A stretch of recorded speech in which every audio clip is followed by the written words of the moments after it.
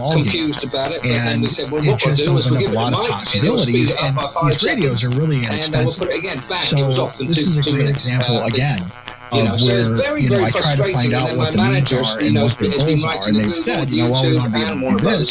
Well, I'm a problem solver. And I go, okay, back what can we do to solve that issue? Just nothing. And that's what we did. So we've got to bring our attorney number to get 16, involved. And because of the virus, we can't really walk into the offices of Warner Brothers. We're replacing some of this gear, but I thought you might like it because it's got a Unity 2000, a classic Frank Cody processor. This is my own music. This is my own.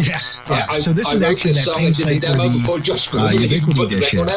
And this is really just a placeholder. We've got some other plans. I've got a new gear transmitter that's going to go in to replace some of this other stuff. And but this is, again, an example of, we can just take an old transmitter, throw it on a shelf, and leave it on the floor and call it a translator.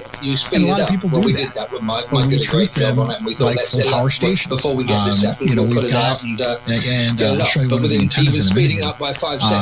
We take, good equipment, we put it in a nice rack, and then you know that's a computer reading it, and I can see from Bobby we treat it as if it was a full power station. A long time ago when we were going to do re-recording of the Q-Bill record, Bobby, Summerfield said you've got to be very careful because if you use a it has to be Chris Harlow. A certain element of the record, this is the kind of design that I would go for, and it costs a little more, but we're not going to have any problems with that site. The irony of this is that we felt somebody should pick up the phone and say, this is your record, right? It's just going to run. You wrote it, you produced it, it's all you. First, I want to point out that amplifier at the bottom of the rack. And it's not I think it's Armstrong branded, probably made by RVR, if I would guess. And of course, because of the virus, it's a little hard to talk to people on the phone, as you probably all know. So it's a bit of a dead end unless we get between all of we've got to get involved with an attorney who we've got to pay to go for this. So and of course you're losing a lot of money, but from May. Yeah, and that's that's one of those that I kind of set aside for temporary use for some of these projects until I get new transmitters. Now, again, here's a great example of we've got a bunch of these transmitters coming online.